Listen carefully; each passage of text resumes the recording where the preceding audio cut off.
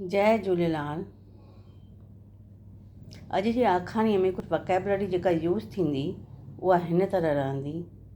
अंब यानी मैंगो, वण मतिलबु ट्री, ॾाढो मतिलबु टू मच, वॾो मतिलबु बिग, उन्हारो मीन्स समर्स, चौमासो मीन्स मॉनसून, नंढो मीन्स स्मॉल, ॿूटो मीन्स प्लांट, ॾींहं मतिलबु डेज़, बरसात मीन्स रेन, पारो मीन्स रूट्स, पासीरो मीन्स साइड।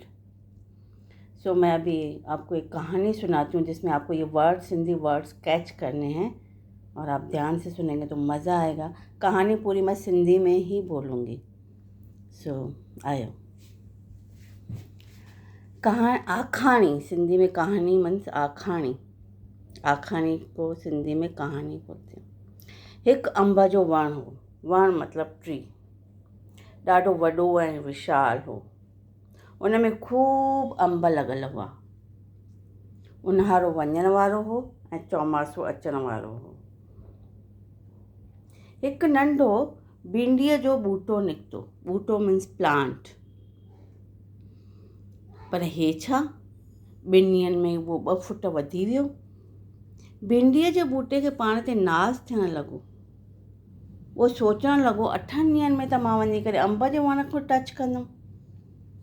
सो हुन अंब जे वण खे चयो, ॾिसो था न मां कीअं वधी रहियो आहियां, मां कीअं ऊचो, मां वञी न सघंदुमि, तव्हांखे जॻह ख़ाली करणी पवंदी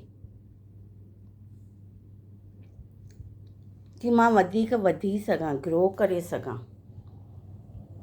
अंब जे वण खिली करे जवाबु ॾिनो, बाबा तोखे वधंदो ॾिसी करे मूंखे ॾाढी ख़ुशी थी थिए, मां ज़रूरु जॻह ख़ाली कंदसि, तूं अञा वधि।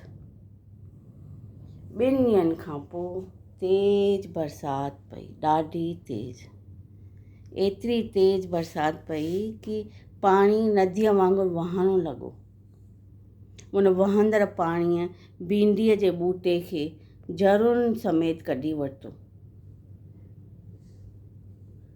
भिंडीअ जो नंढिड़ो सो ॿूटो पाणीअ जो एतिरो तेज़ बहाव सही न सघियो ऐं निकिरी आयो ज़मीन खां ॿाहिरि।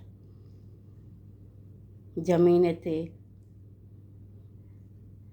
सुम्हंदो रहियो।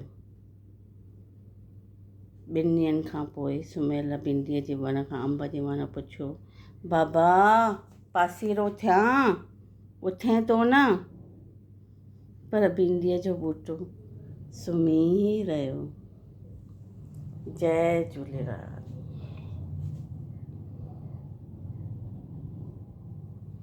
अगर हम इसी में पिक्चर रीडिंग करें तो ये सिज मतलब सन, बादल मीन्स क्लाउड्स,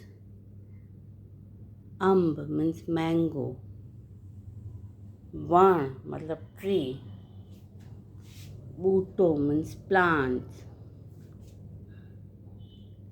बरसात मीन्स रेन,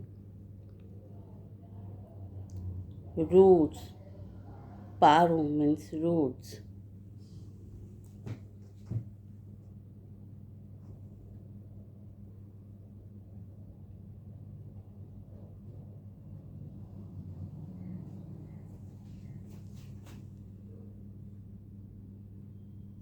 आप एक बार फिर रिवाइज कर सकते हैं वर्ड्स। अंब मीन्स मैंगो, वण मीन्स ट्री, ॾाढो मतलब टू मच, वॾो मतलब बिग, उन्हारो मतलब समर्स, चौमासो मतलब मॉनसून, नंढो मतलब स्मॉल, ॿूटो मीन्स प्लांट, ॾींहं मतलब डेज, बरसात मीन्स रेन, पारो मतलब रूट्स, पासीरो मतलब साइड। सो जय झूलेलाल।